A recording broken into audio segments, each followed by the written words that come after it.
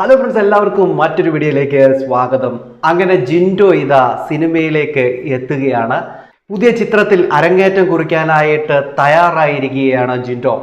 ബാദുഷാ പ്രൊഡക്ഷൻ്റെ ബാനറിലാണ് ഈ ചിത്രം നിർമ്മിക്കുന്നത്.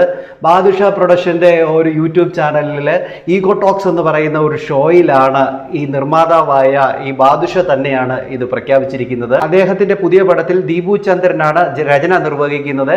അതിൽ 3 നായകന്മാരാണ് ഉള്ളത്. അതിൽ ഒരാളാണ് ജിൻഡോ. ഇപ്പോൾ തിയേറ്ററുകളിൽ എത്താൻ ഒരുങ്ങുന്ന ഇന്ദിര എന്ന് പറയുന്ന പടത്തിന്റെ സംവിധായകരായ വിനു വിജയിയാണ് ഈ പടം സംവിധാനം ചെയ്യുന്നത്, ഈ ചിത്രം സംവിധാനം ചെയ്യുന്നത്. എന്തുവായാലും 3 നായകന്മാരുള്ളതിൽ ഒരു നായകനാണ് ജിൻഡോ. ഇതൊരു സാധാരണക്കാരനെ ബേസ് ചെയ്തിട്ടുള്ള ഒരു പടമാണ്. അതുകൊണ്ട് തന്നെ ഇത് ജിൻഡോയ്ക്ക് ചെയ്യാൻ പറ്റുന്ന ഒരു ചിത്രം തന്നെ ആയിരിക്കും. അത് തന്നെയാണ് ബാദുഷ ഇപ്പോൾ പ്രഖ്യാപിച്ചിരിക്കുന്നത്. ബാദുഷ പറഞ്ഞിരിക്കുന്നത് അദ്ദേഹത്തിന് ഒരു ചാൻസ് കിട്ടി, അദ്ദേഹത്തിന് അഭിനയിക്കാനുള്ള ഒരു ചാൻസ് കിട്ടി. അതോടൊപ്പം തന്നെ ജിൻഡോയ്ക്ക് കോൺഫിഡൻറ്റ് ഗ്രൂപ്പും അവർ നിർമ്മിക്കുന്ന ചിത്രത്തിൽ നായകനായിട്ട് അതിലും ഒരു റോള് കൊടുത്തിരിക്കുകയാണ്. അതോടൊപ്പം തന്നെ കുറേ റോളുകളാണ് ഇപ്പോൾ ജിൻഡോയെ തേടിയെത്തിയിരിക്കുന്നത് സിനിമയിലേക്ക്. എന്നാൽ ഇതിനു മുമ്പ് നമുക്ക് ബിഗ് ബോസ് വീടിനുള്ളിലേക്ക് പോകാം. അന്ന് അവിടെ സംഭവിച്ച ഒരു കാര്യമുണ്ടായിരുന്നു. അന്ന് അൻസിബ കൃത്യമായ ഒരു കാര്യം പറഞ്ഞു. അതേ കാര്യമാണ് ഇപ്പോൾ നടന്നുകൊണ്ടിരിക്കുന്നതും. എന്താണ് സംഭവം എന്ന് ഞാനൊന്ന് പറയാം.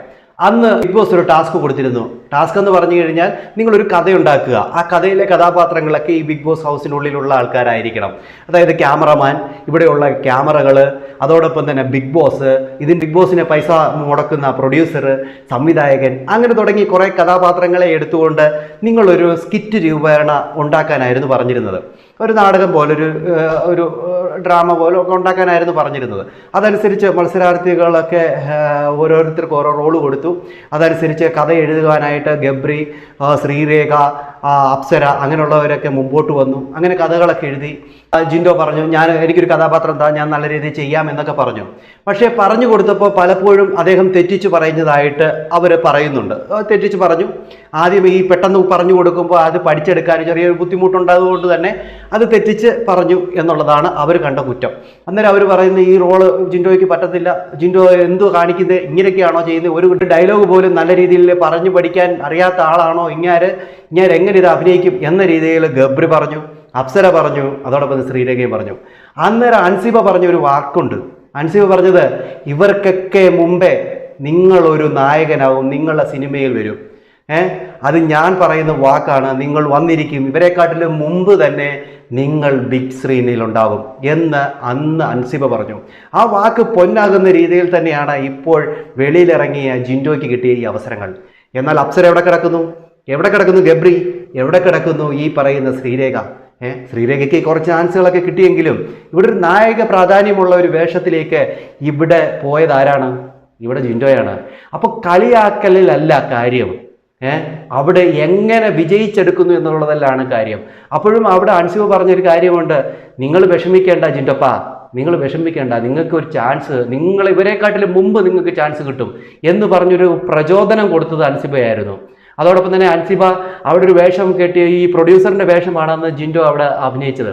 അപ്പോൾ അതിനു വേണ്ടി ഒരു തെലുങ്ക് ഡയലോഗ് വരെ പറഞ്ഞു കൊടുത്ത് അത് ജിൻഡോയെ കൊണ്ട് അത് ചെയ്യിപ്പിച്ചത് അൻസിബ തന്നെയാണ്. ആ ഒരു വേഷമൊക്കെ കെട്ടി അപ്പോൾ ഒരു ഡയലോഗ് കൂടെ അങ്ങോട്ട് ഇട്ട് കൊടുത്തു. അങ്ങനെ പറഞ്ഞ് നിങ്ങൾ ഇങ്ങനെ പഠിച്ചാൽ മതി എന്ന് പറഞ്ഞ് അൻസിബ വല്ലാണ്ട് നല്ല രീതിയിൽ തന്നെ അൻസിബ ജിൻഡോയ്ക്ക് ഒരു സപ്പോർട്ട് കൊടുത്തു എന്ന് പറഞ്ഞു കഴിഞ്ഞാൽ കൊടുത്തത് തന്നെയാണ്. അത് നമ്മൾ കണ്ട കാര്യമാണ്.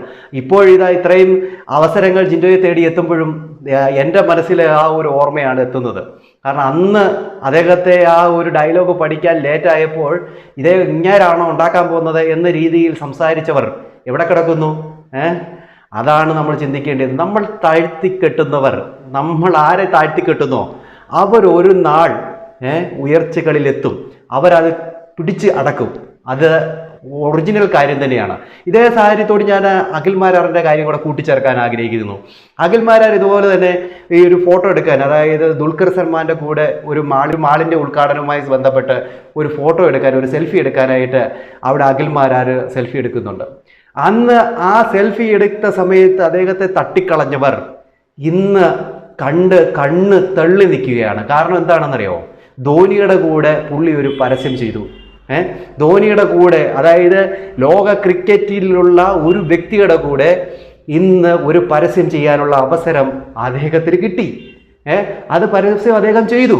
അപ്പൊ അതാണ് പറഞ്ഞത്, ആരൊക്കെ തള്ളിക്കളഞ്ഞാലും നമ്മളെ തേടി അത് എത്തുക തന്നെ ചെയ്യും. അത് എന്നായാലും അതെത്തും. അതാണ് എനിക്ക് പറയാനുള്ളത്. നിങ്ങളുടെ അഭിപ്രായം എന്നത് കമൻറ്റ് ചെയ്യാൻ മറക്കരുത്. നമ്മുടെ മുമ്പിൽ കുറേ കാര്യങ്ങളുണ്ട്. എപ്പോഴും നമ്മുടെ മുമ്പിൽ കുറേ കാര്യങ്ങൾ എത്തും, നമ്മളെ തേടിയെത്തും. പലതും നമ്മൾ അങ്ങോട്ട് തേടി പോകണം.